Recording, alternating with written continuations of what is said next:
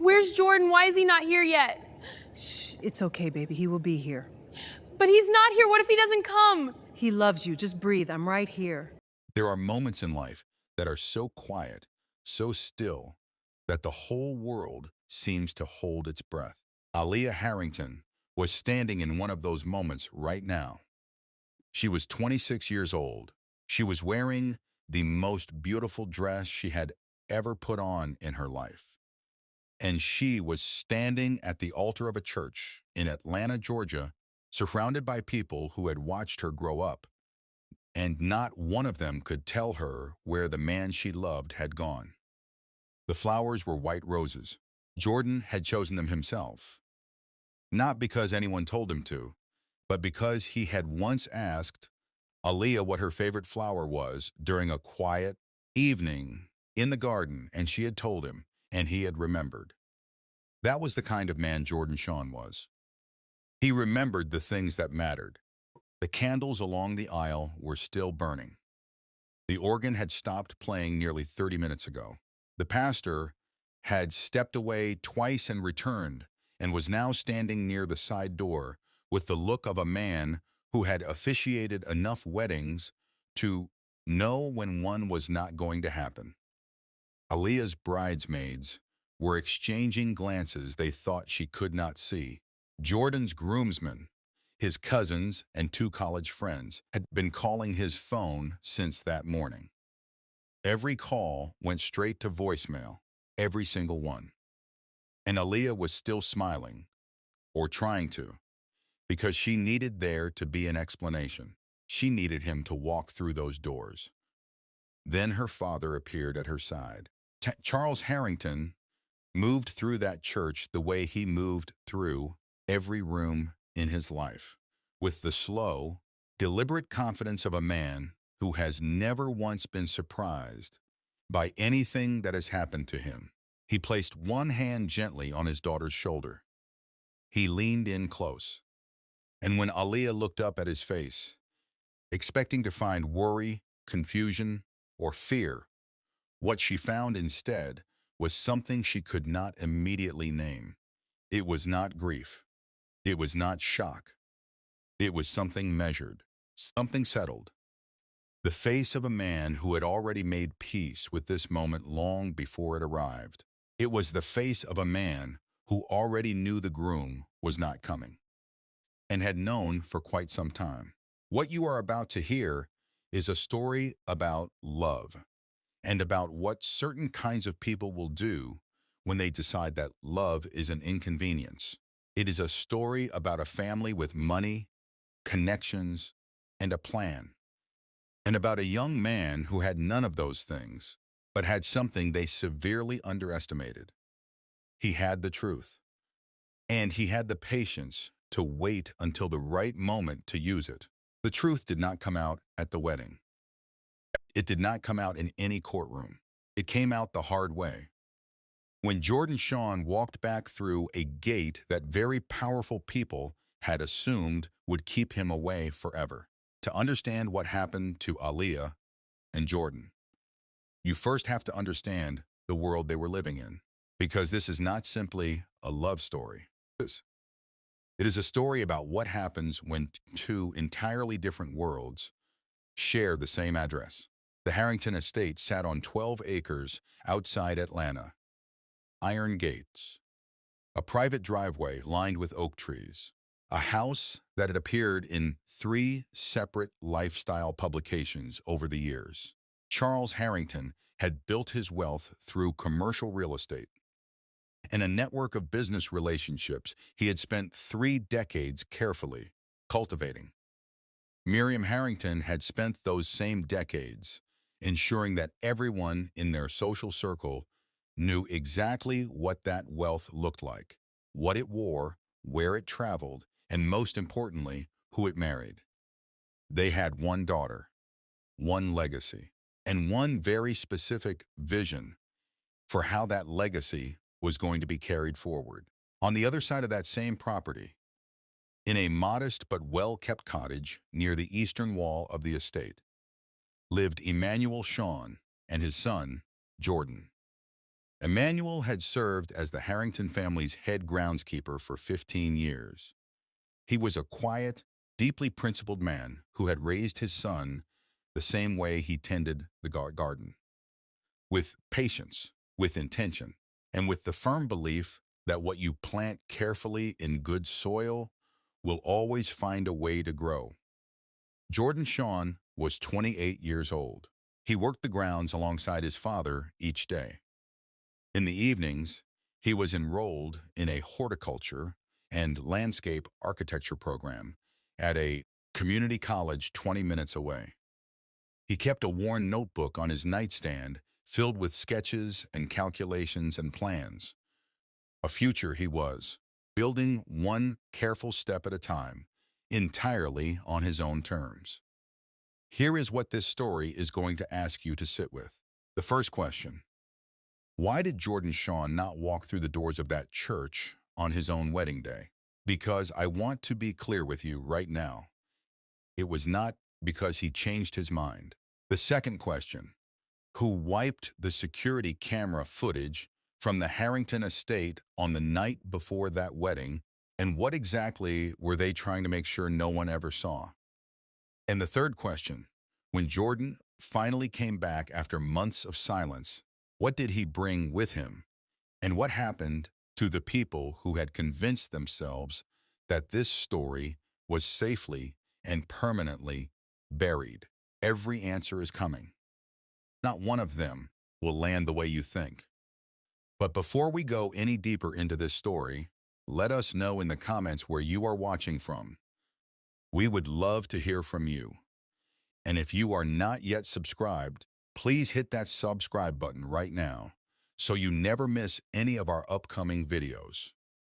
Now, let us go back to where all of this truly began. Let us go back to the Harrington estate. Let us go back to the garden. Aaliyah Harrington grew up in a house that looked, from the outside, like the very definition of a blessed life. And in many ways it was. She never went without. She attended the best private schools in Atlanta. She had piano lessons and a debutante ball and a college education at Spelman that her parents paid for in full and reminded her of regularly. But anyone who spent real time in the Harrington home understood something the Instagram photos and charity galas never captured. Love in that house had terms and conditions. Warmth was conditional.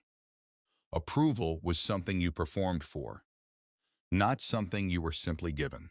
Aaliyah had spent her entire childhood being the perfect daughter, not because it came naturally, but because she understood from a very young age what the atmosphere in that house felt like when she wasn't.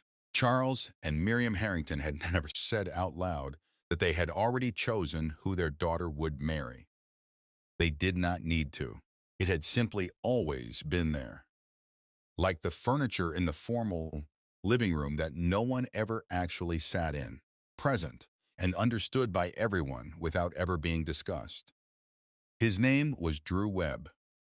He was the son of Gerald Webb, Charles Harrington's longest-standing business partner. Drew was 30 years old, had an MBA from Georgetown, and was being positioned to eventually take over his father's side of the business. On paper, he was everything the Harrington family wanted for Aaliyah: educated, ambitious, from the right kind of family. The fact that Aaliyah had never felt anything resembling a real connection when she was around Drew was not a detail her parents considered particularly relevant. What her parents had never fully accounted for was who Aaliyah actually was when she was not performing the role they had written for her. In private, she was curious and sharp and funny. She had a habit of reading late into the night and talking about what she had read with anyone willing to listen. She was generous in a way that was not about appearance.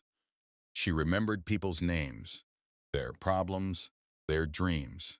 She had quietly applied for a graduate program in urban planning without telling her parents, because she wanted to do something that felt real.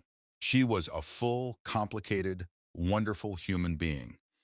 And that person, the real Aaliyah, had been largely invisible inside the Harrington estate for most of her life. Until the spring afternoon, she brought cold water out to the men working in the garden. Emmanuel Sean had worked the Harrington grounds with quiet dignity for 15 years. He was not a man who required validation from the people he worked for. He worked well because that was the standard he held himself to, and he had raised Jordan to understand that the quality of your work is the one thing no one can take away from you, regardless of what they think of you. Jordan had grown up on this property. He had learned the names of every plant on those 12 acres before he was 12 years old. He had watched his father move through hard years, including the years after Jordan's mother passed, with a steadiness that Jordan had absorbed into his own character the way roots absorb water. Emmanuel had not given his son money or connections. He had given him something far more durable. He had given him the example of how a man carries himself when the world does not make things easy. It was ordinary in the way that the most important moments in life almost always are. Aaliyah was walking across the back lawn with a tray of cold water. Jordan was on one knee near the rose beds, carefully working the soil around a plant he had just transplanted. He looked up. She handed him a glass. She asked what he was doing. He told her. She asked a follow-up question. A real one, not polite small talk. He looked at her for a moment, as if recalibrating something, and then he answered her seriously. And they talked for 20 minutes before either of them noticed how much time had passed. Later, Aaliyah would tell a close friend that it was the first conversation she had at the Harrington estate in years where she felt like she was actually being seen by the person she was speaking to. Not observed, not assessed, seen. Over the weeks that followed, the conversations became a quiet ritual. She would find reasons to be in the garden. He would take a little longer with the section of the grounds nearest the back patio. They talked about books and cities and the landscape architecture program he was building toward and the graduate program she had applied to without her parents' knowledge. He told her about his mother and the years his father had held their family together in her absence. She told him things about her own life she had not said out loud to anyone. There was no dramatic declaration between them, no single moment when everything changed. It simply grew, the way Jordan's plants grew, slowly and quietly, and with deep, stubborn roots that went much further down than anyone watching from the surface would have understood. They were not careless. They were not reckless with each other's reputations. But a house like the Harrington estate has a staff, and a staff has eyes, and those eyes report to the people who sign the checks. Charles Harrington learned about his daughter and the groundskeeper's son on a Tuesday evening when a household staff member mentioned it in passing while assuming he already knew. He did not. And whatever ran through Charles Harrington in that moment, whatever he felt when he understood that his carefully arranged future was being quietly threatened by the young man trimming his hedges, he did not show it on the surface. He nodded. He thanked the staff member. He poured himself a drink. And then he sat alone in his study for a very long time, thinking carefully about the most effective way to make a problem like this simply disappear. Charles Harrington did not come at this with anger. That was never his style, and it was never his strategy. Anger is loud, and anger makes mistakes. What Charles used instead was something he had spent a career perfecting. A calm, unhurried certainty, the quiet confidence of a man who has never encountered a problem he could not resolve by applying the right pressure in the right place. He called Aaliyah into his study on a Sunday afternoon. Miriam was already seated when she arrived. The conversation that followed was polite, measured, and devastating, in the way that only conversations dressed as reason can be.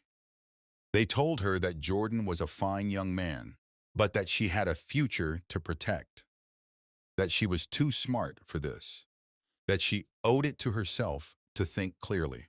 What they meant, what sat underneath every careful sentence, was that Jordan was not the kind of man this family allowed through its front door permanently. Aaliyah sat through all of it. She let her father finish. She let her mother finish. She did not raise her voice. She did not cry.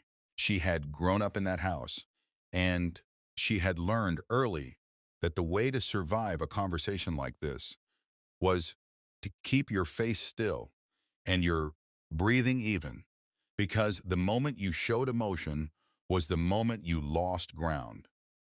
When they were done, she looked at her father for a long moment, and then she said, very quietly, that she understood what they had said, that she had heard every word, and that she was not going to stop seeing Jordan. Charles Harrington's jaw tightened almost imperceptibly. Miriam looked away. Aaliyah stood, excused herself, and walked out of the study. It was the first time in her life she had defied her parents in any meaningful way. It would not be the last. When direct pressure on Aaliyah failed to move her, Charles Harrington took his next step. He walked across the property on a weekday evening and knocked on the door of the Shawns' cottage. Emmanuel opened the door to find his employer standing there in the near dark. Charles came inside. He sat across from Emmanuel at the small kitchen table. He was pleasant. He was respectful. He spoke about how much he valued Emmanuel's service and loyalty, and what a remarkable job he had done raising Jordan alone after losing his wife. And then he placed a check on the table between them. It was not an insignificant amount of money. He said he simply wanted Jordan to understand what was at stake for everyone. He said he was asking as a friend, as someone who cared about this family's well-being. He framed every word as concern and wisdom. What it was, stripped of its manners, was a threat delivered with a smile. Emmanuel sat with that check for a long time after Charles left. 15 years of quiet, dignified service. And now he was sitting at his kitchen table, holding an envelope that was telling him his dignity was conditional. He told Jordan that night. He laid out everything. What Charles had said, what the check represented, what it would mean for the job, for the cottage, for Emmanuel's retirement, if Jordan did not agree to walk away from Aaliyah. Jordan listened to every word without interruption. When his father finished, he was quiet for a moment. And then he said, "Dad, if I walk away from her because they have money, what kind of man does that make me?" Emmanuel had no answer for that, because it was not a question that needed answering. It was the truest thing either of them had said out loud in a long time. Months passed. Aaliyah did not waver. Jordan did not waver. And then something happened that neither of them had anticipated. The Harringtons appeared to change their position. There was a phone call from Miriam, warm and apologetic in tone. There was dinner at the main house, where Jordan and Emmanuel were invited in for the first time, where Charles shook Jordan's hand and said all he had ever wanted was his daughter's happiness. There was a formal approval of the engagement. There were toasts. There was a generous contribution from the Harrington family toward the wedding that Jordan initially declined and was gently encouraged to accept. Everyone around them exhaled. Aaliyah cried quiet, grateful tears in the bathroom of that house. believing that her family had finally arrived at the version of themselves she had always hoped they could be. She had never been more mistaken in her life. Because while Charles Harrington was shaking Jordan's hand at that dinner table, he had already placed a separate phone call to a contact whose number did not appear anywhere in his publicly listed records. While Miriam was helping Aaliyah select centerpieces and discuss the guest list, she was excusing herself every few days to take calls she never discussed with anyone. The wedding planning moved forward. The date was set. The vendors were confirmed. Jordan threw himself into the preparations completely, not just participating in the plans others were making, but quietly building something of his own on top of them. He had been saving and planning a honeymoon surprise for months. A boutique hotel, a private itinerary, details he had chosen specifically because of things Aaliyah had mentioned in passing during their evenings together in the garden. He was building her a memory. Her family was building something else entirely. The night before his wedding, Jordan Sean was the happiest he had ever been in his life. He had checked into a hotel in the city, as tradition required, keeping the couple apart the night before the ceremony. He had spoken with his father by phone at 9 in the evening. Emmanuel's voice warm and full of pride. He had gone over his vows one final time, and then he spent nearly an hour packing the surprise honeymoon bag he had prepared over the course of several weeks. Passports, hotel confirmations, a handwritten, day-by-day itinerary he had created for Aaliyah with small notes beside each entry explaining why he had chosen it.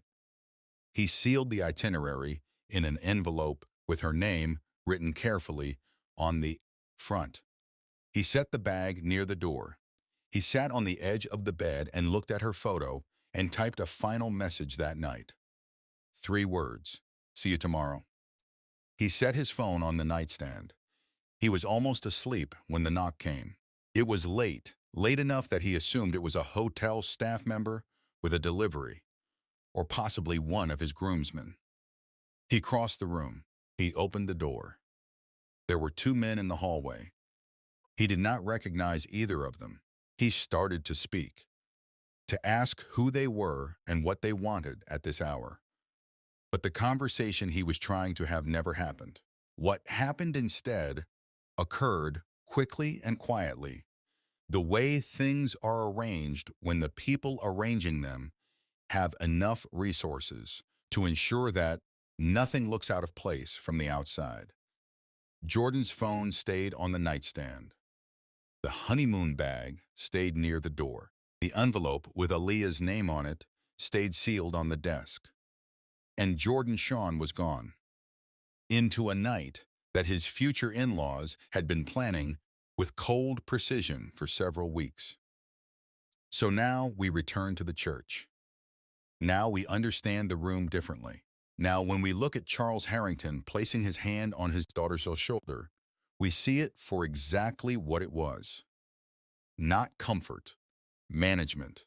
Aaliyah stood at that altar for 45 minutes past the scheduled start of the ceremony.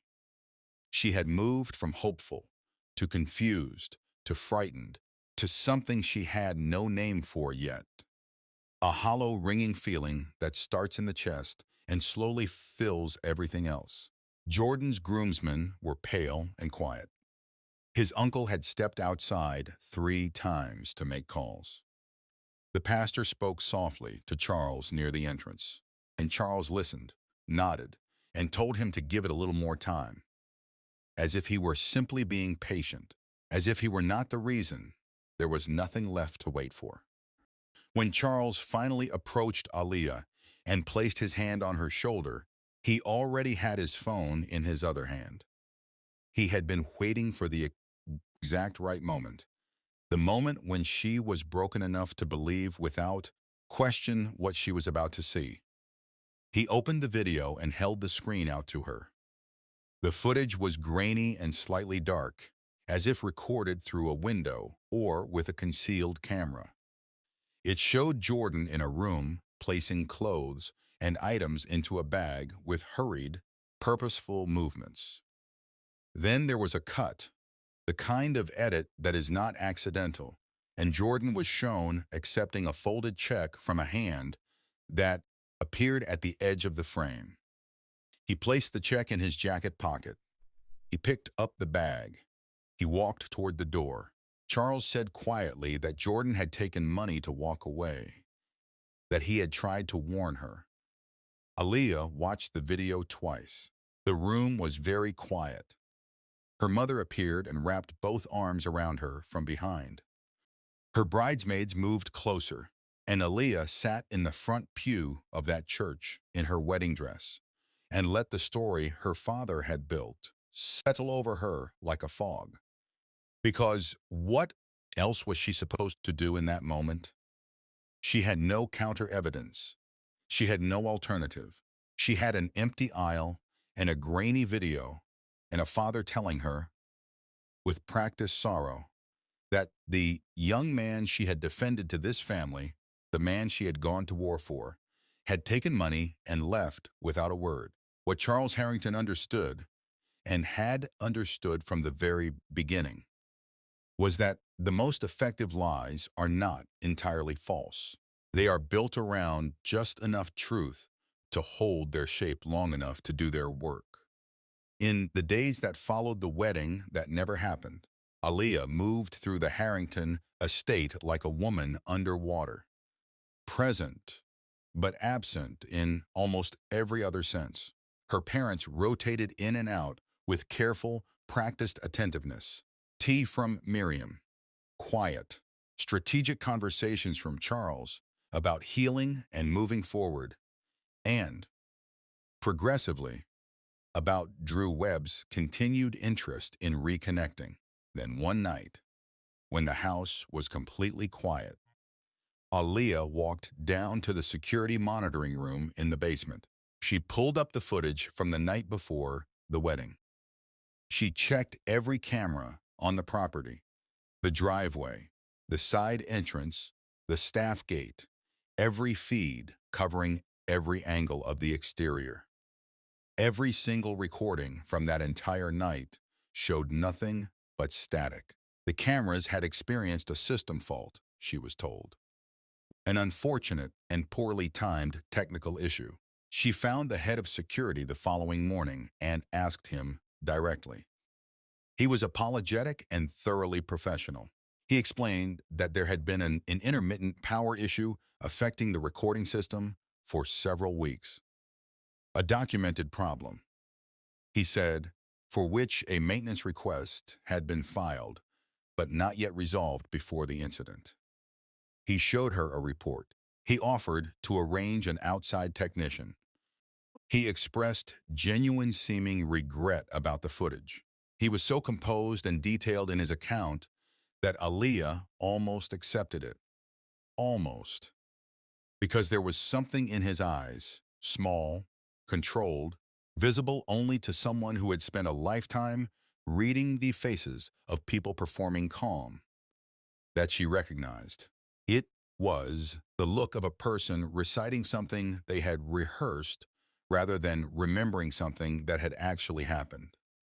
She said nothing. She filed it away, and she kept moving. 43 days after the wedding, the Harrington estate's main line received a voicemail. It came from a hotel representative. Cheerful, routine, entirely professional. Calling about a reservation made under Jordan Sean's name. The reservation was for a suite booked as a honeymoon surprise, with check-in scheduled for the morning after the wedding. The hotel was processing a late cancellation and needed confirmation of the card on file. Aaliyah happened to be passing the message machine when the playback began. She stopped walking. She stood perfectly still and listened to the message twice without moving.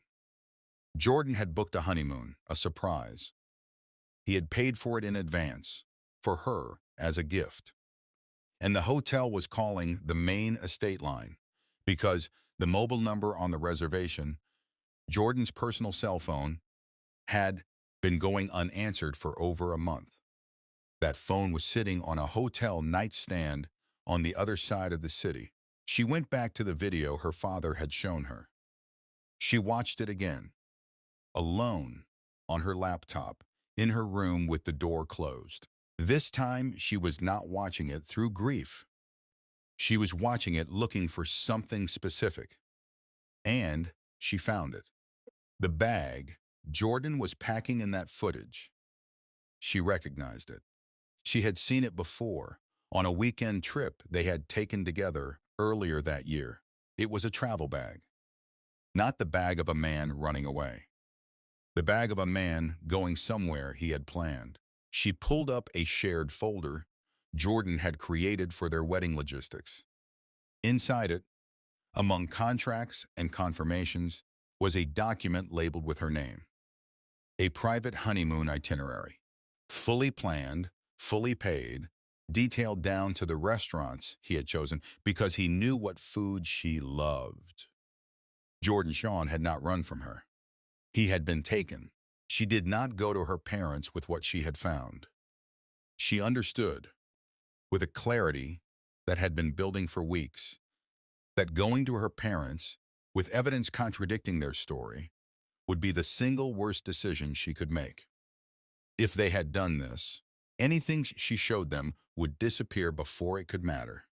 So instead, she began making calls, quietly, methodically. Without telling anyone in the house what she was doing, she called the florist. Jordan had contracted for the honeymoon arrangements. Confirmed. She called the car rental company whose name appeared in his itinerary.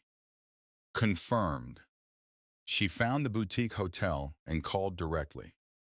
Confirmed. Every vendor Jordan had contacted had a record of his communications.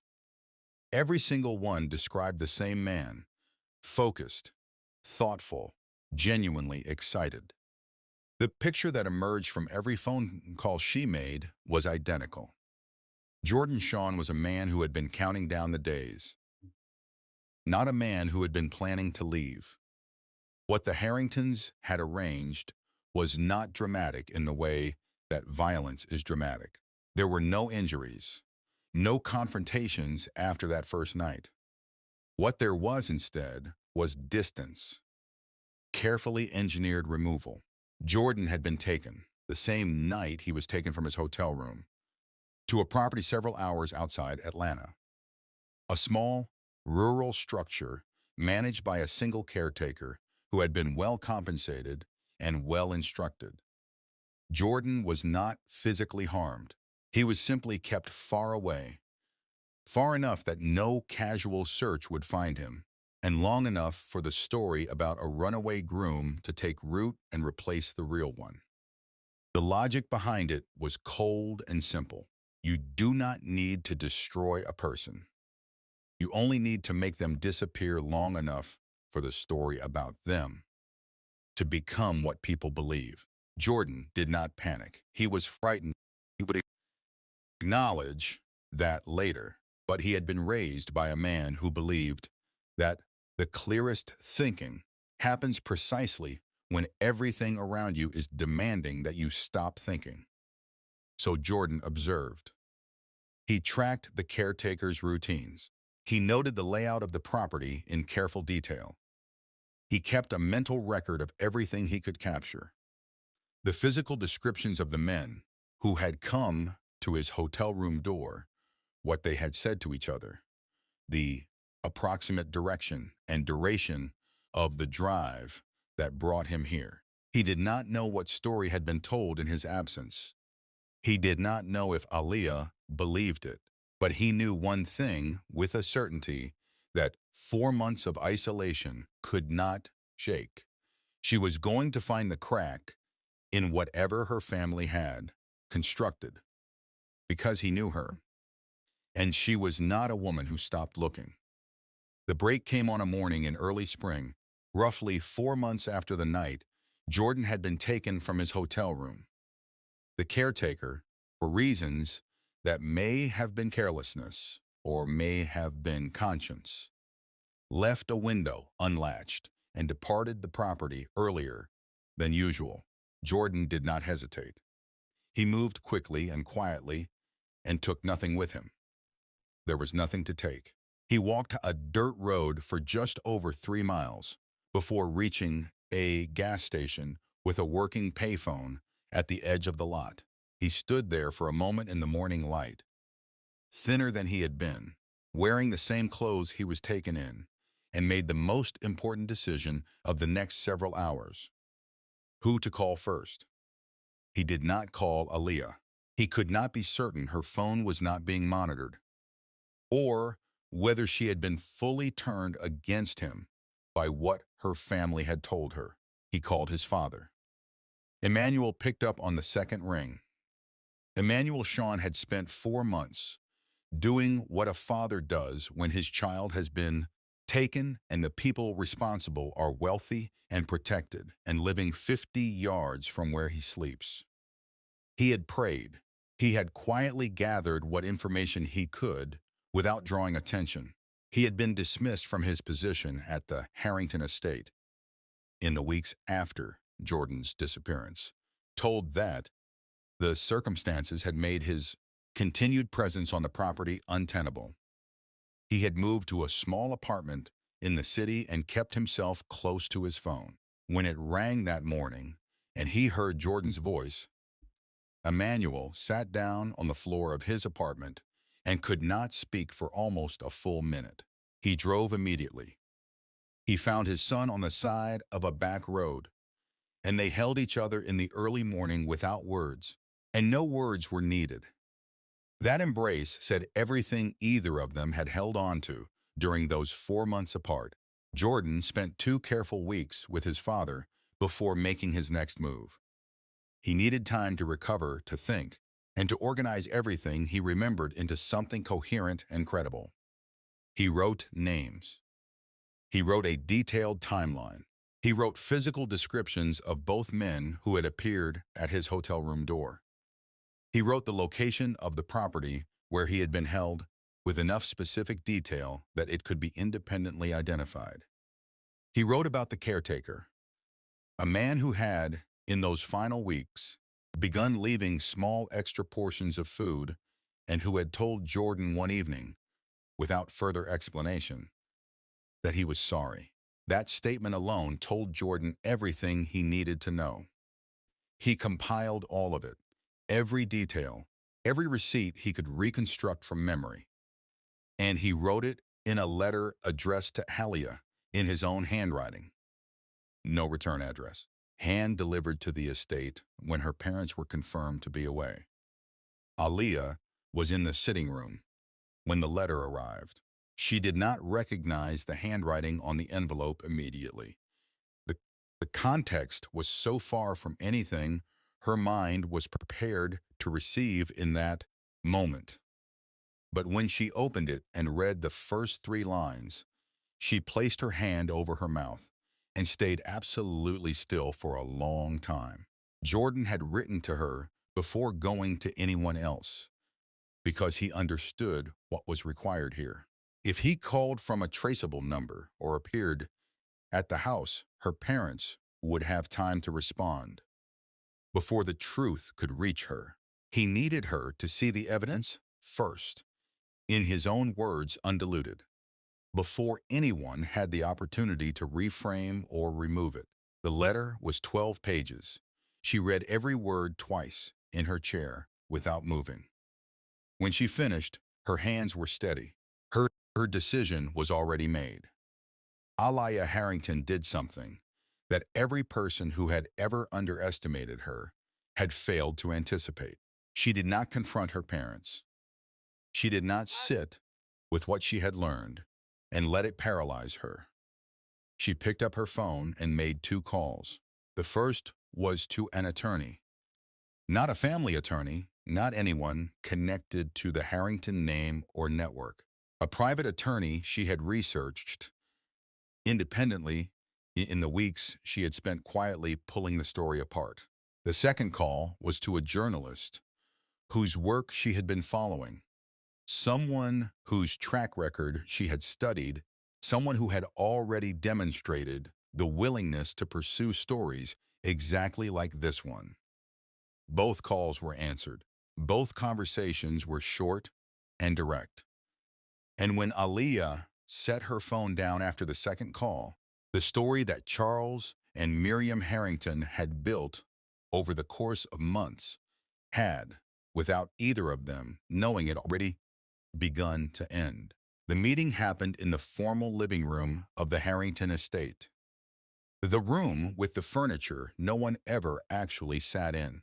Charles and Miriam Harrington walked in expecting a conversation between family members. They found a room that had already been arranged without them. Aaliyah was seated. Jordan was there. Emmanuel was there. The attorney sat to Aaliyah's left with a folder on her knee. The journalist had a recorder on the coffee table in front of her. Charles Harrington stopped walking when he saw Jordan standing in his living room. And in the silence that followed, something happened in Charles's face that very few people had ever seen happen there. The composure slipped. Just for a moment. Just long enough. He recovered quickly. He straightened. He looked at his daughter, and Aaliyah looked back at him with an expression that was not anger, was not grief, was not the face of someone asking for anything. It was the face of someone who was completely done. Jordan did not raise his voice. He had thought about this moment during 4 months of isolation, and he had decided long before it arrived that he was not going to perform anger for an audience that had already decided what he was worth. He laid the evidence on the table methodically, the way his father had taught him to do things, without waste, without drama, without anything that could later be called a performance. The hotel reservation, the honeymoon itinerary with Aaliyah's name still on the sealed envelope, the caretaker's signed statement identifying the property and the terms of the arrangement he had been paid to maintain. The timeline Jordan had reconstructed from memory, cross-referenced with phone records the attorney had already requested. The physical descriptions of both men who had appeared at his hotel room door, the name one of them had used addressing the other, a name the attorney had already begun tracing. And the original check, the one Charles had placed on Emmanuel's kitchen table, all of it, on the table, in the light.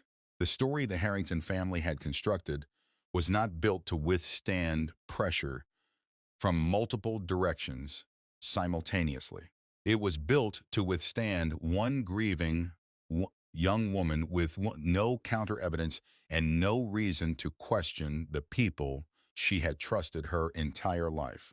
It was not built to withstand an attorney, a journalist, a signed witness statement, financial records, and the man it was designed to erase sitting very much alive and present in their own living room. Charles retained legal representation within hours. Miriam issued a statement through that counsel describing the events as a private family matter and a profound misunderstanding. Marcus Webb's father quietly dissolved his business partnership with Charles within 2 weeks. The story moved through the community and then beyond it. People who had attended that wedding and watched Aaliyah stand at that altar had things to say.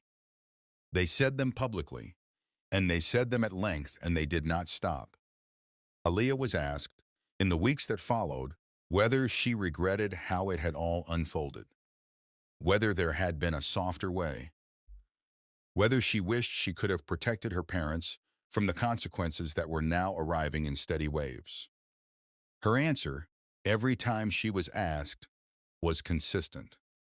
She said she had spent her entire life being the version of herself her family needed her to be. She said she had been willing to fight for a different kind of life, and that Jordan had been willing to fight for it too.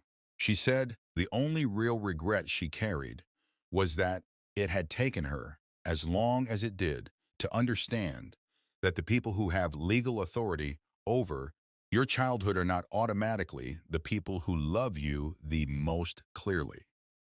She moved out of the Harrington estate in the spring.